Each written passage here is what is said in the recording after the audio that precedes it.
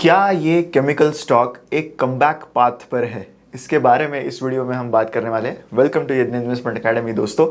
इस वीडियो में हम बात करेंगे एक ऐसे केमिकल कंपनी की जो एक डाउन टर्न से गुजर रही है, लेकिन आगे आने वाले डेवलपमेंट्स पे बात करेंगे। उनके जो रिसेंट रिजल्ट्स आए थे यानी Q4 ऑफ FY24 के रिजल्ट्स जो आए थे उस पर बात करेंगे। कौन कॉल में मैनेजमेंट ने क्या कहा, कौन कॉल कंपनी काफ़ी रेयरली करती है, तो कौन कॉल में कंपनी ने क्या कहा, क्या उनके फ्यूचर आउटलुक्स है, मैनेजमेंट का क्या आउटलुक है, ये सारी चीज़ों की बहुत इंटरेस्टिंग बातें होने वाली है। हालांकि ये एक सेक्टर ऐसा है जो करंटली आउट ऑफ फेवर है, आउट ऑफ फ्लेवर है, एंड बहुत सारे इन्वेस्टर्स जो है इससे मुकर गए हैं ऑलरेडी। 2 साल पहले इस सेक्टर के लिए काफ़ी अच्छा टाइम था, तो बहुत लोगों के इन्वेस्टमेंट्स इसमें रहे हैं एंड आगे ये सेक्टर ने पेशेंस टेस्ट किया है इन्वेस्टर्स का। मेनली चाइना ने जो कमबैक किया है अगेन फ्रॉम द कोविड, जिसके बाद उनकी manufacturing again has gained pace in the specifically in the chemical sector. तो इस वजह से कुछ डाउनटर्न्स हुए हैं, ग्लोबल इकोनॉमिक स्लोडाउन भी रहा है, तो वो भी डिमांड आउटलुक से ये इंडस्ट्री को ज़्यादा अफेक्ट करता आया है। तो ये सारी चीज़ें, ये सारा आउटलुक यहाँ पर इस सेक्टर में रहा है। तो इसी के लिए हम यहाँ पर बात करने वाले हैं फाइन ऑर्गेनिक इंडस्ट्रीज के बारे में। तो चलिए शुरू करते हैं सबसे पहले Q4 के रिजल्ट के साथ, जो लास्ट रिजल्ट कंपनी ने दिया। तो रेवेन्यू फ्रॉम ऑपरेशंस Q4 में कंपनी के ईयर ऑन ईयर बेसिस पर 8% से गिर गए। हालांकि क्वार्टर ऑन क्वार्टर बेसिस पर सारे ही मेट्राइसिस कंपनी के लिए इंक्रीज होते हुए दिखे। ओवरऑल FY24 भी अगर हम देखें तो रेवेन्यू 30% से गिर गया है।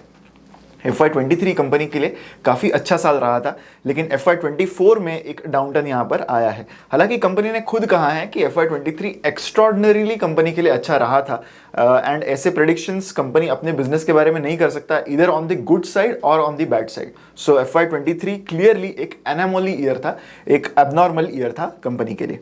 एबिटा मार्जिन्स की अगर हम बात करें Q4 के लिए, तो वो 26%, 26% के मार्जिन्स रहे। पिछले साल के फोर्थ क्वार्टर में ये 34% हुआ करते थे। तो you can imagine the kind of deterioration of the business fundamentals that has happened mainly because of the industry side, not because of company doing something wrong. वहीं margins quarter on quarter basis पर 200 basis point से बढ़ गए हैं। अगर हम net profit की बात करें तो 23% से गिरावट नेट प्रॉफिट में दिखी है इन Q4, जबकि 20% का increase Q on Q basis पर भी Q4 में नजर आया था। Overall margins Q4 of FY24 में Q3 ऑफ FY24 से बेटर क्यों रहे, उसका रीज़न ये है कि कंपनी के मार्जिन्स हमेशा रॉ मटेरियल प्राइसेस पर डिपेंड करते हैं, एंड वो स्टेबिलाइज्ड रहे इस क्वार्टर में, बड़े नहीं थे ज़्यादा, एंड ऐसा एक्सपेक्टेशन भी नहीं है कि आने वाले कुछ महीनों में ये जो रॉ मटेरियल के प्राइसेस है वो ज़्यादा बढ़ेंगे। तो क्या है कंपनी का बिजनेस, शॉर्ट में समझ लेते हैं। अगर आपको कंपनी के बारे में कुछ बेसिक्स ना पता हो तो हम एक just to get you on terms with हम आगे क्या डिस्कस करने वाले, उसके लिए मैं आपको शॉर्ट रन डाउन दे देता हूँ कि कंपनी का बिजनेस क्या है। तो कंपनी मेनली ओलियो केमिकल्स में है। तो इसको हम समझते हैं कि ये किस इंडस्ट्री को केटर करते हैं, उस पॉइंट ऑफ व्यू से समझते हैं, ताकि आपके लिए बिजनेस का जो नेचर है वो समझने में आसानी होगी। तो फूड एडिटिव्स एक इंडस्ट्री है जहां पर कंपनी केटर करता है, जहां पर वो इमल्सिफायर्स बनाते हैं। तो इमल्सिफायर्स कहाँ यूज होते हैं? ये यूज होते हैं बेकरीज में, कॉन्फेक्शनरी में, biscuits, oil and fats, beverages, ये सारे इनके जो है वो एंड यूजर इंडस्ट्रीज है। एंड यहाँ पर जो ग्रोथ आती है कंपनी के लिए वो इसी पर डिपेंड करती है, इसी पर ड्रिवन है कि आगे कंजम्पशन जो है इन चीज़ों का वो बढ़ेगा, इम्प्रूव्ड एंड यूजर एप्लीकेशंस जो है वो और बढ़ेंगे, एंड लोग जो है ज़्यादा हेल्दियर लाइफस्टाइल के यहाँ भी जाएंगे, क्योंकि हेल्दी फूड जो है यहाँ पर भी इनके इमल्सिफायर्स जो है वो यूज़ होते हैं। एक और इंडस्ट्री जो जिस पर कंपनी केटर करता है that is the polymer additives, यानी यहाँ पर वो लुब्रिकेंट्स बनाता है, एंटी स्क्रैच जैसी चीज़ें जो है वो यहाँ पर कंपनी बनाती है। जहाँ पर एंड यूजर इंडस्ट्री इस packaging films, bottle caps, packaging, furniture, automobiles, तो काफ़ी सारी एंड यूजर इंडस्ट्री यहाँ पर भी है।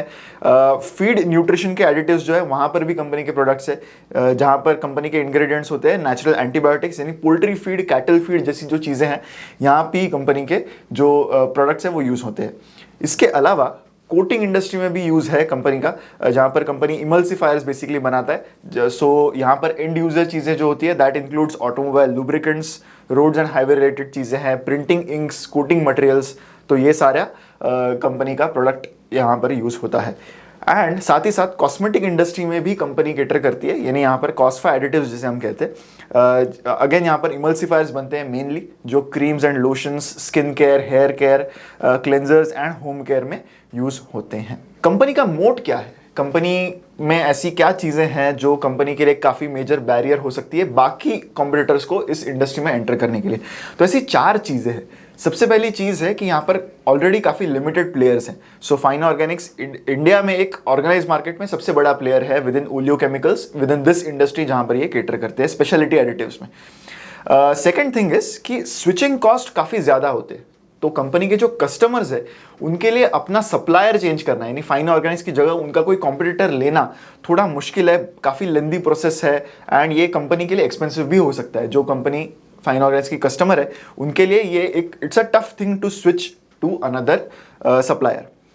जो कंपनी टेक्नोलॉजी यूज़ करती है वो काफ़ी कॉम्प्लेक्स है। इसमें basically this is a very time and capital intensive process and product making takes a lot of time. तो बहुत सारे साल लग जाते हैं प्रोडक्ट को डेवलप होने में। तो ये एक फाइन ऑर्गेनिक्स के लिए एडवांटेज है कि वो यहाँ पर एक अर्ली मूवर रहा है। And the fourth thing is कि ये इंडस्ट्री काफ़ी रेगुलेटेड है, क्योंकि आप देख सकते हो नेचर ऑफ द प्रोडक्ट। यहाँ पर बहुत सारे फूड प्रोडक्ट्स में कंपनी का जो प्रोडक्ट है वो यूज़ हो रहा है। तो जहाँ पर भी फूड इन्वॉल्व होता है वहाँ पर ऑब्वियसली रेगुलेशंस आने ही हैं।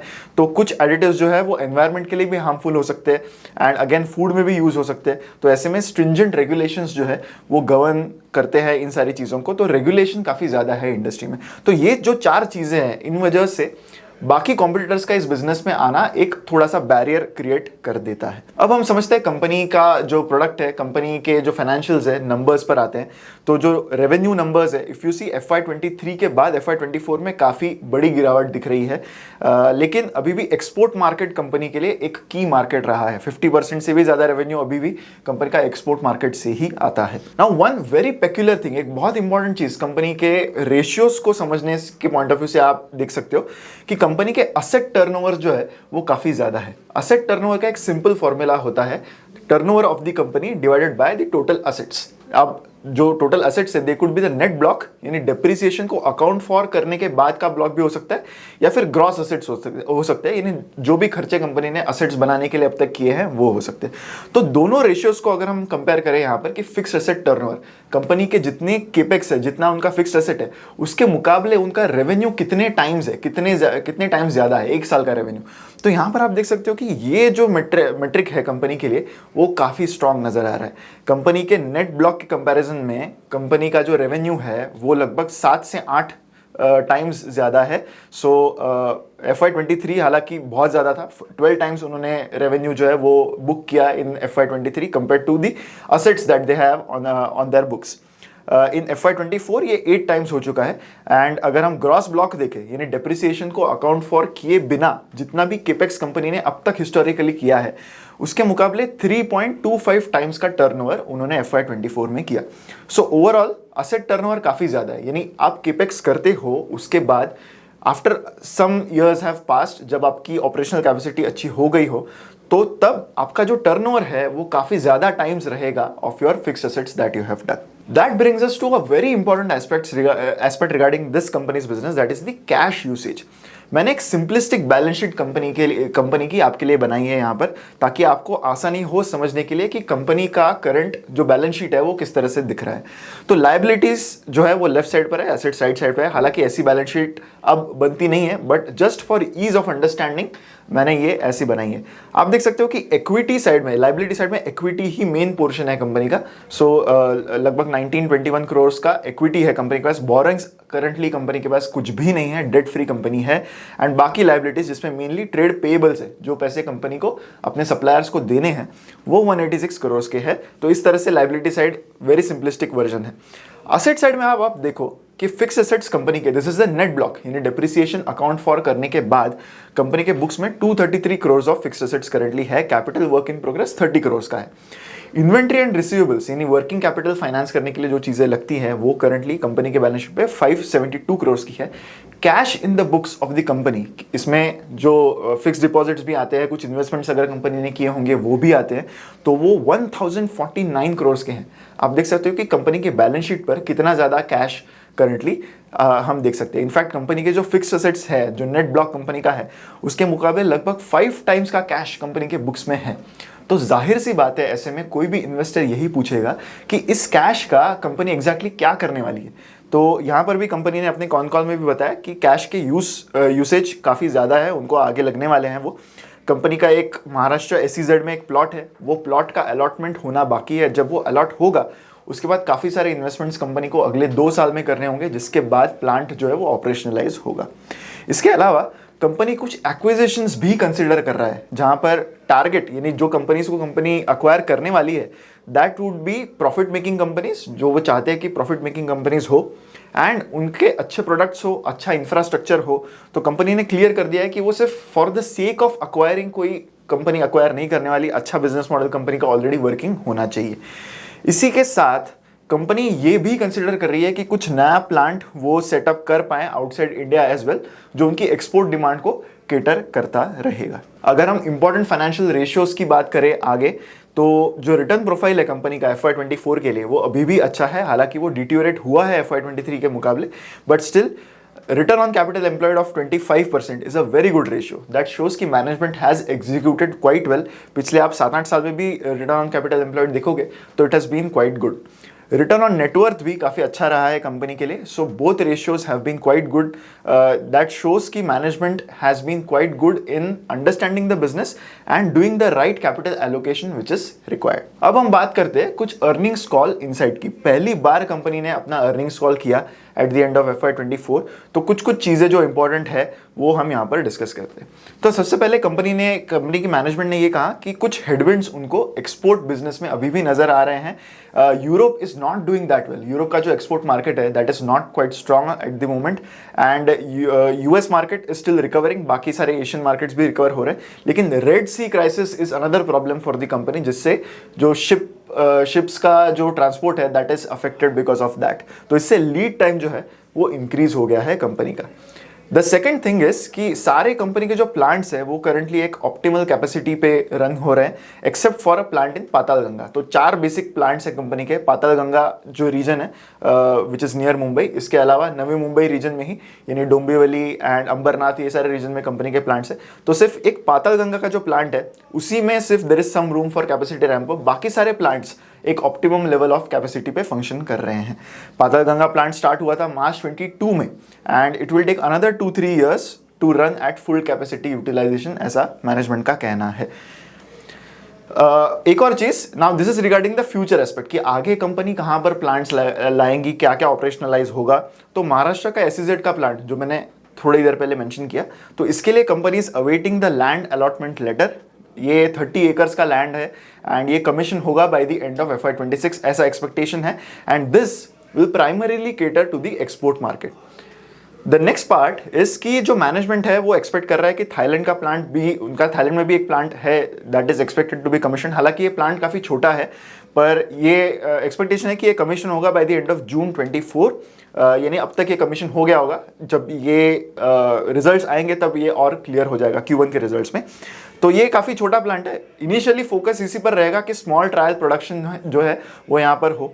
फर्दर इन्वेस्टमेंट डिसीजंस जो है वो इसी पर डिटरमाइन होंगे कि जो परफॉर्मेंस है ट्रायल प्रोडक्शन का वो किस तरह से आता है। सो यही था हमारा एनालिसिस ऑन फाइन ऑर्गेनिक्स। अब क्विकली हम चीज़ों को समराइज कर लेते हैं, क्या पॉजिटिव्स है क्या नेगेटिव्स है। इससे हम एक समरी से आपको थोड़ा बहुत बेटर आइडिया आ जाएगा कि कंपनी किस पॉइंट पर है करंटली एंड यहाँ से क्या अच्छी चीज़ें या फिर बुरी चीज़ें कंपनी के लिए हो सकती है। सो फर्स्ट पॉजिटिव इज कि बिजनेस का स्ट्रॉन्ग मोट है, बहुत की प्लेयर है ओलियोकेमिकल स्पेस में, तो काफ़ी क्लियर मोट है जिसकी बात हमने ऑलरेडी वीडियो में पहले की है। एड्रेसेबल मार्केट जो है कंपनी का वो काफ़ी बड़ा है, मैसिव एक्सपोर्ट मार्केट पोटेंशियल भी यहाँ पर क्लियर है। बहुत सारे प्रोडक्ट्स नए नए बनते रहते हैं, तो कंपनी का मार्केट जो है वो क्लियरली काफ़ी बड़ा है। द थर्ड पॉइंट इज कि इंडस्ट्री में असेट टर्न्स काफ़ी हाई है, असेट टर्नओवर जो है वो काफ़ी हाई है। सो कैपिटल इन्वेस्टमेंट जो है वो फ्यूचर में काफ़ी अच्छे रिटर्न्स दे सकते हैं कंपनी को। मैनेजमेंट का स्किन इन द गेम बहुत अच्छा है, 75% शेयर होल्डिंग है कंपनी का। जितना हाईएस्ट प्रोमोटर्स रख सकते हैं for a publicly listed company उतने पूरे इंटैक्ट है एंड उसी के साथ इंस्टीट्यूशनल शेयर होल्डिंग जो है कंपनी में वो भी काफ़ी हाई है। We have to understand one thing कि म्यूचुअल फंड्स जो है या फिर बाकी इंस्टीट्यूशनल इन्वेस्टर्स है उनके पास काफ़ी बेटर इंफॉर्मेशन एडवांटेज हो सकता है, they have access to the management as well. So definitely उनका शेयर होल्डिंग कंपनी में ज़्यादा होना इज एन इंडिकेशन कि कहीं ना कहीं वो भी बिलीव करते हैं कि कंपनी का मैनेजमेंट जो है that can execute it better. लेकिन हमें हर इन्वेस्टमेंट के जैसे पॉजिटिव्स एंड नेगेटिव्स देखने होते हैं, वैसे ही इस कंपनी के नेगेटिव्स भी समझना बहुत इंपॉर्टेंट है, बिकॉज केमिकल इंडस्ट्री में कुछ नेगेटिव्स काफ़ी ज़्यादा इम्पैक्ट कर सकते हैं। द फर्स्ट नेगेटिव इज कि जेस्टेशन पीरियड जो है इस इंडस्ट्री में वो काफ़ी ज़्यादा है। इसका मतलब कंपनी का प्रोडक्ट ऑपरेशनलाइज हो, उसके सारे अप्रूवल्स मिले, ये सारी प्रोसेस में काफ़ी समय लग जाता है। तो रेगुलेटरी अप्रूवल एंड इन्वेस्टमेंट्स को मटेरियलाइज होने का टाइम यहाँ पर काफ़ी ज़्यादा है। सो क्लियरली ये सेक्टर या फिर ये कंपनीज शॉर्ट टर्म होराइजन रखने वाले इन्वेस्टर्स के लिए बिल्कुल भी नहीं है। इनफैक्ट यहाँ पर केमिकल इंडस्ट्री एक ऐसी इंडस्ट्री है जहाँ पर यू नेवर नो कि चीज़ें कब अच्छी या फिर बुरी होने वाली है। बहुत सारी चीज़ें जो है वो मार्केट डिपेंडेंट हमेशा रहती है। द सेकेंड नेगेटिव इज कि मार्जिन प्रोफाइल जो है, कितना एबिटा मार्जिन कंपनी बना सकती है, वो बहुत मार्केट ड्रिवन है। इस पर कंपनी का कंट्रोल काफ़ी कम है। रॉ मटेरियल वोलेटिलिटी जो है वो कंपनी को काफ़ी ज़्यादा अफेक्ट कर सकती है। द थर्ड नेगेटिव इज कि ग्लोबल डिमांड जो है वो डिक्टेट करेगी कि कंपनी के आगे के रेवेन्यूज कैसे रहेंगे।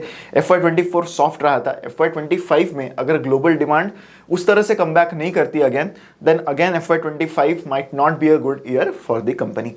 एंड फ्यूचर ग्रोथ जो है वो इस पर डिपेंड करती है कि करंटली कंपनी का R&D कैसा है एंड प्रोडक्ट इनोवेशन कैसा है, क्योंकि यहीं से फ्यूचर ग्रोथ आएगी, फ्यूचर प्रोडक्ट्स बनेंगे और भी एड्रेसेबल मार्केट जो है कंपनी का बढ़ सकता है। तो वो करंटली अनसर्टन है। एंड मोस्ट केमिकल कंपनीज में ऐसे ही होता है कि अगर कोई कंपनी प्रोडक्ट डेवलपमेंट कर रही है तो थोड़ी सी अनसर्टेनिटी रहती है कि आगे ग्रोथ कहाँ से आ सकती है। So this was it for this video, जहाँ पर हमने डिस्कस किया फाइन ऑर्गेनिक्स के बारे में। लेंथी डिस्कशन रहा, लेकिन हमने एक समराइज्ड वे में इसको समझाने की कोशिश की है। अगर वीडियो आपको अच्छा लगा है तो लाइक ज़रूर कीजिएगा। हमारी वेबसाइट चेक करना मत भूलिए। करंटली एक काफ़ी अच्छा डिस्काउंट ऑफर चल रहा है। वर्ल्ड कप ये कूपन कोड यूज़ करने पर आपको 65% का डिस्काउंट मिलेगा on all our research products, which includes Stockometer, Fundometer and model portfolios as well. तो मैं ज़रूर चाहूँगा कि आप हमारी वेबसाइट चेक करो। बहुत अच्छा ऑफर चल रहा है, लिमिटेड टाइम के लिए ही ऑफर है, तो इसका फ़ायदा ज़रूर उठाइएगा। हम मिलेंगे अगले वीडियो में। Thank you so much.